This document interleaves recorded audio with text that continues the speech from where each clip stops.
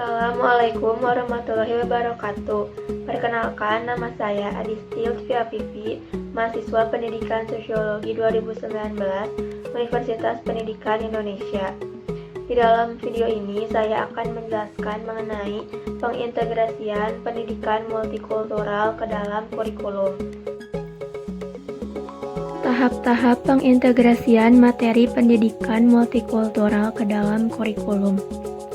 Terdapat 4 pendekatan yang mengintegrasikan materi etnis dan multikultural ke dalam kurikulum. Yang pertama, pendekatan kontribusi.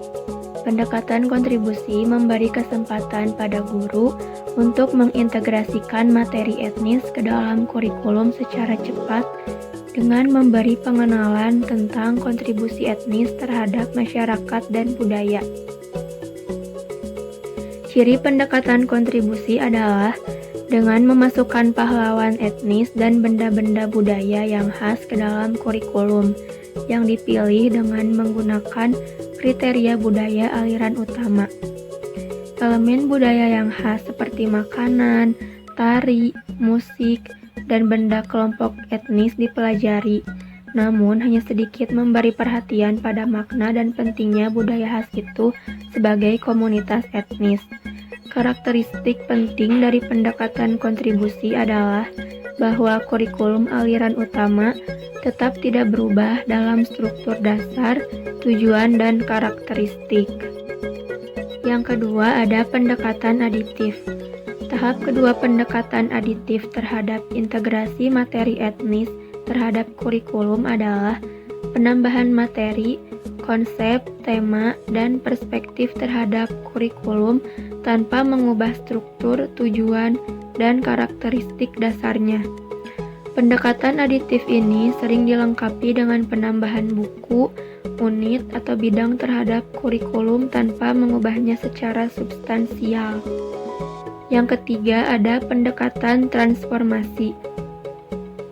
Pendekatan transformasi berbeda secara mendasar dari pendekatan kontribusi dan aditif. Pada kedua pendekatan, materi etnis ditambahkan pada kurikulum inti aliran utama tanpa mengubah asumsi dasar sifat dan strukturnya.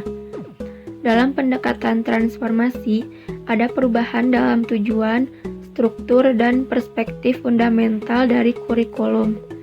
Pendekatan transformasi mengubah asumsi dasar kurikulum dan menumbuhkan kompetensi siswa dalam melihat konsep, isu, tema, dan masalah dari beberapa perspektif dan sudut pandang etnis. Yang keempat, pendekatan aksi sosial.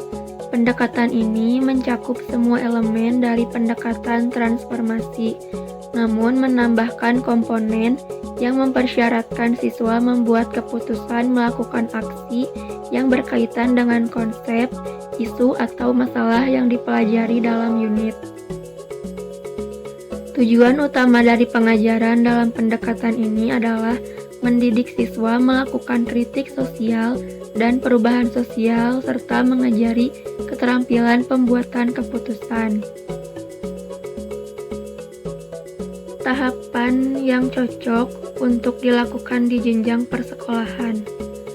Menurut saya, tahapan yang cocok untuk dilakukan di jenjang persekolahan yaitu pendekatan aksi sosial, karena mencakup semua elemen dari pendekatan transformasi, namun menambahkan komponen yang mempersyaratkan siswa membuat keputusan dan melakukan aksi yang berkaitan dengan konsep, isu, atau masalah yang dipelajari dalam unit.